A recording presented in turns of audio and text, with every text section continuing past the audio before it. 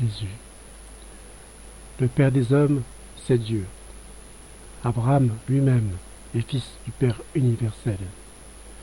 Mais beaucoup répudient le vrai Père pour quelqu'un qui n'est pas Père, et qu'ils choisissent comme tel, parce qu'il semble plus puissant et disposé à satisfaire leurs désirs immodérés. Les enfants reproduisent les œuvres qu'ils voient leur père commettre. Si vous êtes les fils d'Abraham, pourquoi ne faites-vous pas les œuvres d'Abraham? Vous ne les connaissez pas? Dois-je vous les énumérer, comme nature et comme symbole? Abraham obéit en allant dans le pays que Dieu lui indiqua, figure d'un homme qui doit être prêt à tout quitter pour aller là où Dieu l'envoie. Abraham fit preuve de complaisance envers le fils de son frère et le laissa choisir la région qu'il préférait, figure du respect pour la liberté d'action et de la charité que l'on doit avoir pour son prochain.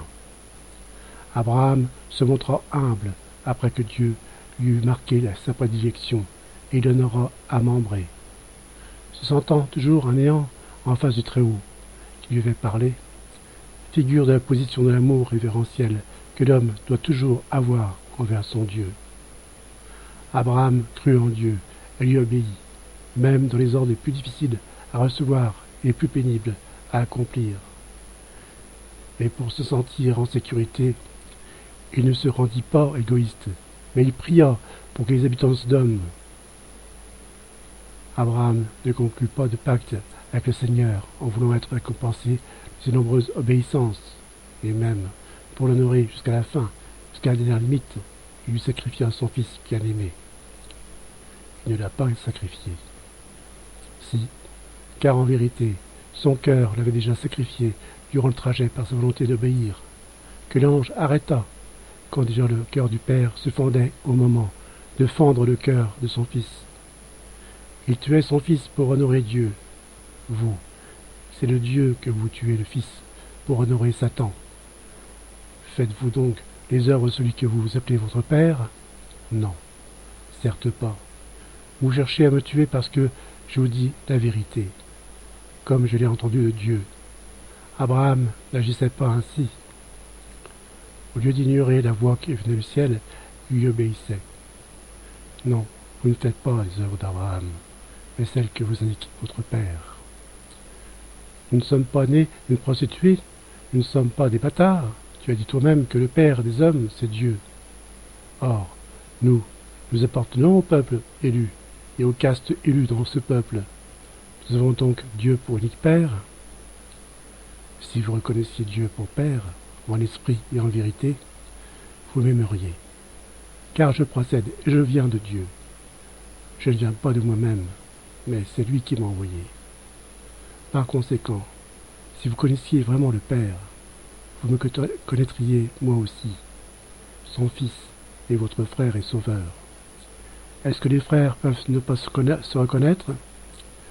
Est-ce que les enfants de l'unique peuvent ne pas reconnaître le langage que l'on parle à la maison de l'unique Père? Pourquoi vous donc ne comprenez-vous pas mon langage et ne supportez-vous pas mes paroles? C'est que je viens de Dieu, et pas vous.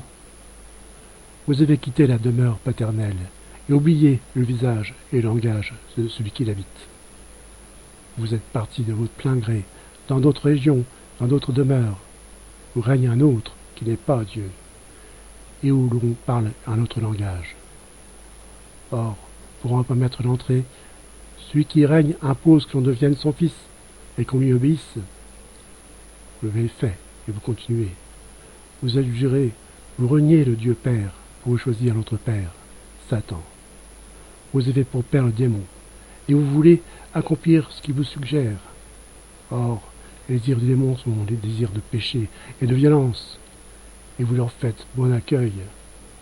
Dès le commencement, il était homicide.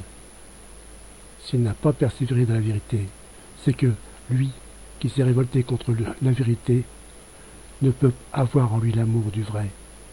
Quand il parle comme il est, c'est-à-dire comme un être menteur et ténébreux, car, en vérité, c'est un menteur. Il a engendré et enfanté le mensonge, après s'être fécondé par l'orgueil et nourri par la rébellion. Il a en son sein toute la concupiscence, il la crache. Il inocule pour empoisonner toutes les créatures. C'est le ténébreux, le railleur, le maudit reptile rampant. C'est l'opprobre et l'horreur. Depuis des siècles et des siècles, ses œuvres tourmentent l'homme, et l'intelligence des hommes a devant elle leurs signes et leurs fruits. Et pourtant, c'est à lui qui ment et détruit que vous prêtez l'oreille. Alors que si je parle et dis ce qui est vrai et bon, vous ne me croyez pas, et me traitez de pécheur. Mais qui parmi tous ceux qui m'ont approché avec haine ou avec amour peut dire qu'il m'a vu pécher? Qui peut l'assurer en toute vérité? Où sont les preuves pour me convaincre, et convaincre ceux qui croient en moi, que je suis un pécheur, auquel les 10 commandements ai-je manqué? Qui peut jurer devant l'autel de Dieu qu'il m'a vu violer la loi, et les coutumes, les préceptes, les traditions, les prières? Quel homme peut me faire changer d'expression pour être, avec des preuves certaines, convaincu de péché? Personne, aucun homme et aucun ange. Dieu crie au cœur des hommes, il est l'innocent.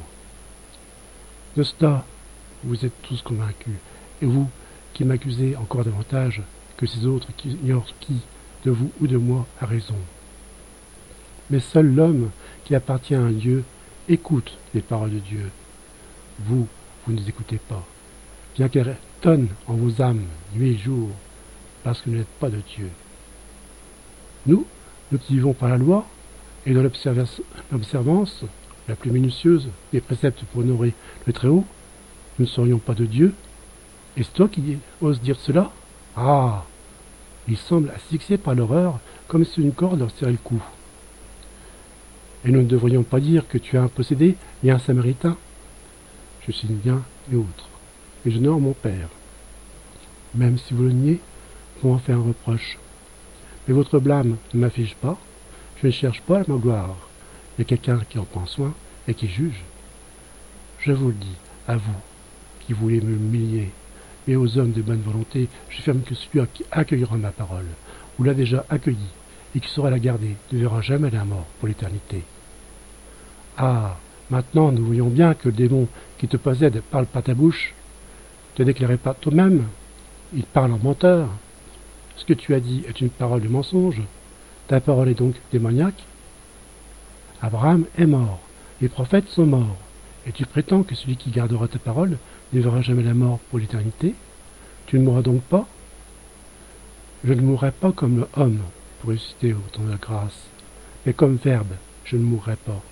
La parole est vie, et elle ne meurt pas. Et celui qui accueille la parole possède en lui la vie, et ne meurt pas pour l'éternité. Mais il ressuscite en Dieu, car moi je ressusciterai. Blasphémateur, fou, démon, es-tu plus grand que notre père Abraham qui est mort, et que les prophètes, qui prétends-tu donc être? Le principe, moi qui vous parle. Il se produit un grand charivari, pendant lequel le lévite Zacharie pousse insensiblement Jésus dans un coin du portique, aidé en cela par les fils d'Alphée et par d'autres qui l'épaulent, peut-être sans même savoir ce qu'ils font.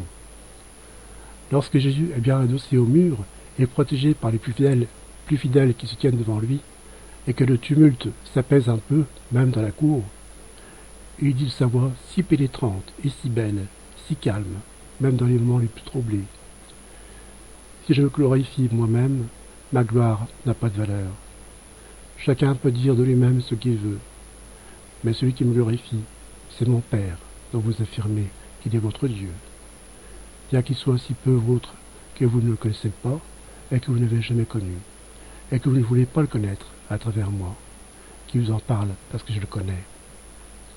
Et si je prétendais ne pas le connaître pour apaiser votre haine envers moi, je serais un menteur, comme vous l'êtes, vous, quand vous assurez le connaître. Je sais que je ne dois pas mentir, pour aucune raison. Le Fils de l'homme ne doit pas mentir, même si dire la vérité doit être la cause de sa mort. Car si le Fils de l'homme mentait, il ne serait plus le Fils de la vérité. Et la vérité le repousserait loin d'elle. Je connais Dieu, à la fois comme Dieu et comme homme.